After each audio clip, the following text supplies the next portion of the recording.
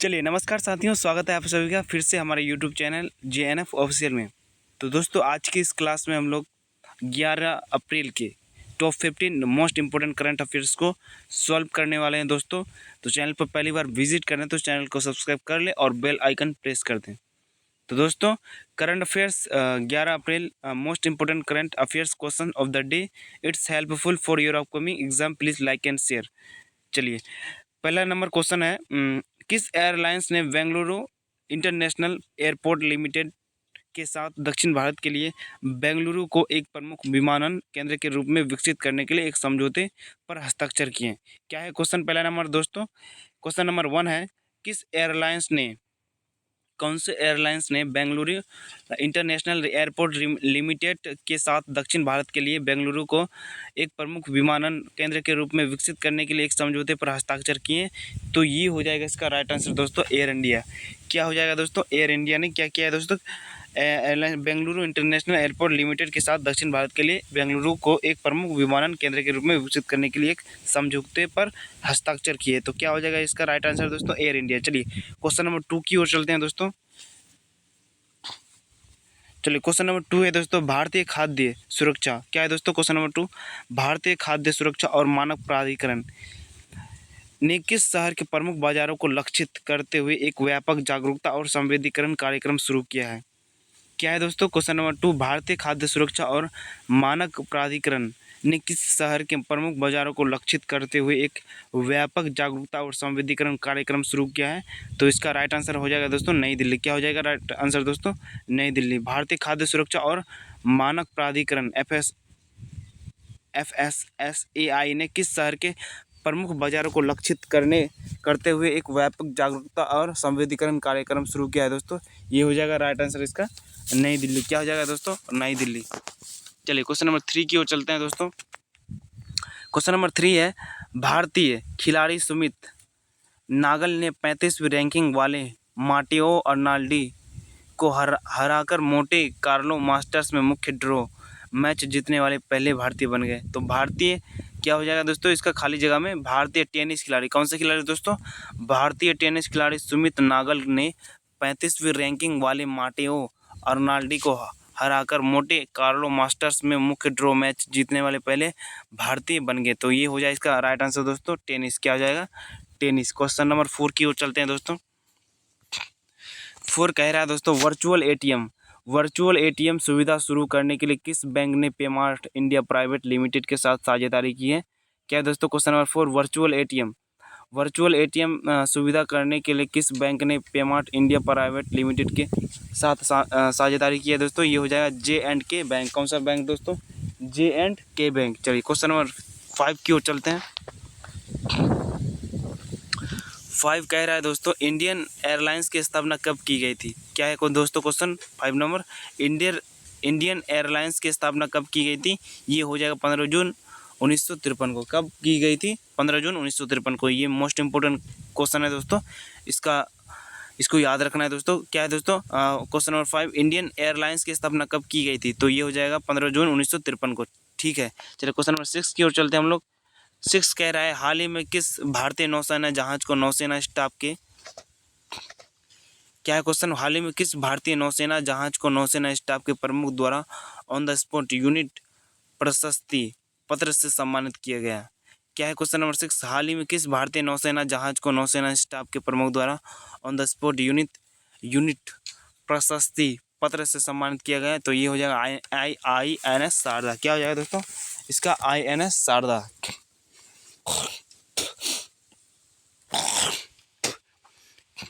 Question number 6 का right answer हो जाएगा INS शारदा। क्या हो जाएगा इसका? INS शारदा। हाल ही में किस भारतीय नौसेना जहाज को नौसेना स्टाफ के प्रमुख द्वारा ऑन द स्पॉट यूनिट प्रशस्ति पत्र से सम्मानित किया गया? तो ये हो जाएगा INS शारदा। चलिए क्वेश्चन नंबर 7 की ओर चलते हैं। किस देश ने पुरुष हांगकांग सेवन्स 2024 का खिताब जीता है? तो ये हो जाएगा न्यूजीलैंड। क्या हो जाएगा? किस देश ने पुरुष हांगकांग सेवन्स 2024 का खिताब जीता है? ये हो जाएगा न्यूजीलैंड। क्या हो जाएगा इसका राइट आंसर क्वेश्चन नंबर 7 का? न्यूजीलैंड। चलिए क्वेश्चन नंबर 8 की ओर चलते हैं हम लोग। क्वेश्चन नंबर 8 है दोस्तों, इंडो पैसिफिक। क्या है दोस्तों question number 8? Indo Pacific economic framework for prosperity द्वारा क्लीन एनर्जी इन्वेस्टर फोरम का आयोजन किस देश में किया जाएगा?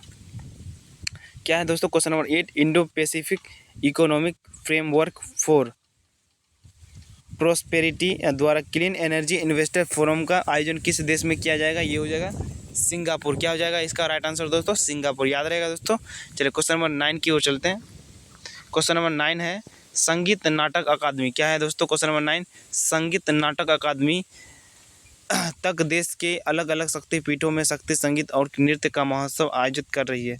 तो ये क्या हो जाएगा? 9 से 17 अप्रैल। संगीत नाटक अकादमी 9 से 17 अप्रैल तक देश के अलग अलग शक्तिपीठों में शक्ति संगीत और नृत्य का महोत्सव आयोजित कर रही है। तो ये क्या हो जाएगा इसका? अकादमी कब से कब तक? 9 से 17 अप्रैल तक। ठीक है दोस्तों। क्वेश्चन नंबर 10 की ओर चलते हैं हम लोग। चलो क्वेश्चन नंबर 10 है हॉकी इंडिया। क्या है दोस्तों? Question number 10, hockey India HI ने घोषणा के अनुसार राष्ट्रीय महिला हॉकी लीग का उद्घाटन 30 अप्रैल से 10 मई तक किस शहर में होगा? क्या है दोस्तों? Question number 10, hockey India HI ने घोषणा के अनुसार राष्ट्रीय महिला हॉकी लीग का उद्घाटन 30 अप्रैल से 10 मई तक किस शहर में होगा? ये हो जाएगा रांची। क्या हो जाएगा दोस्तों? इसका राइट आंसर रांची। क्या हो जाएगा? रांची। चलिए क्वेश्चन नंबर 11 की ओर चलते हैं हम लोग। हाल ही में सब क्या है दोस्तों? क्वेश्चन नंबर 11, हाल ही में सब मीटर रेजोल्यूशन उपग्रह लॉन्च करने वाली भारत की पहली निजी कंपनी कौन बनी है? ये हो जाएगा टाटा एडवांस सिस्टम्स लिमिटेड। क्या हो जाएगा दोस्तों इसका right answer? Tata advance systems limited. हाल ही में सब मीटर रेजोल्यूशन उपग्रह लॉन्च करने वाली भारत की पहली निजी कंपनी कौन बनी है? तो ये जो है टाटा एडवांस सिस्टम्स लिमिटेड। ठीक है दोस्तों, याद रहेगा। चलिए क्वेश्चन नंबर 12 की ओर चलते हैं हम लोग। क्वेश्चन नंबर 12 है मातृ स्वास्थ्य को बढ़ावा देने के उद्देश्य भारत सरकार ने किस वर्ष 11 अप्रैल को राष्ट्रीय सुरक्षित मातृत्व दिवस मनाने की घोषणा की थी? क्या दोस्तों? क्वेश्चन नंबर 12, मातृ स्वास्थ्य को बढ़ावा देने के उद्देश्य भारत सरकार ने किस वर्ष 11 अप्रैल को राष्ट्रीय सुरक्षित मातृत्व दिवस मनाने की घोषणा की थी? ये हो जाएगा वर्ष 2003 में। कब हो जाएगा? वर्ष 2003। मातृ स्वास्थ्य को बढ़ावा देने के उद्देश्य भारत सरकार ने किस वर्ष 11 अप्रैल को राष्ट्रीय सुरक्षित मातृत्व दिवस मनाने की घोषणा की थी? ये हो जाएगा वर्ष 2003। चलिए क्वेश्चन नंबर 13 की ओर चलते हैं हम लोग। विश्व होम्योपैथी। क्या है दोस्तों? क्वेश्चन नंबर 13, विश्व होम्योपैथी दिवस 2024 की थीम क्या है?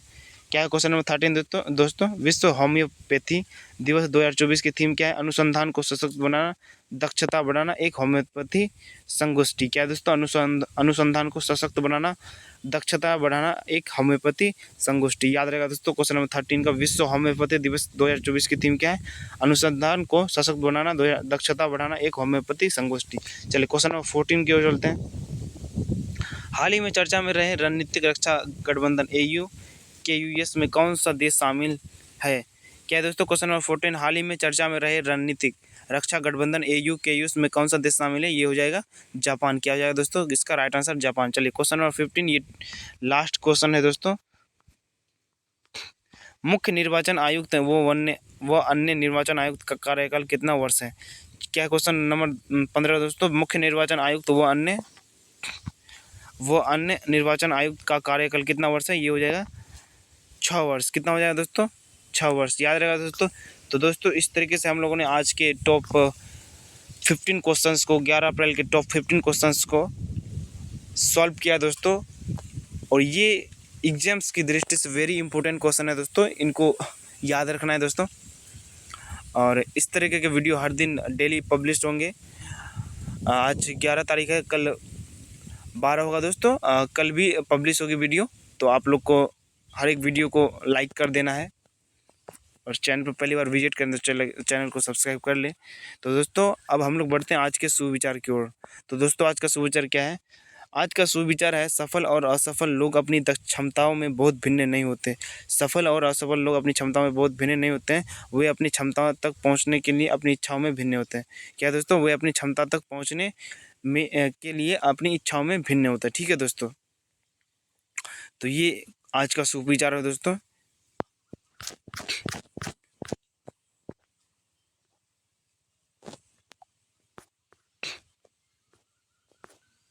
चैनल पर पहली बार विजिट करें तो चैनल को सब्सक्राइब कर ले दोस्तों और बेल आइकन प्रेस कर दें। तो आज के इस क्लास को हम लोग यहीं रखना चाहते हैं दोस्तों।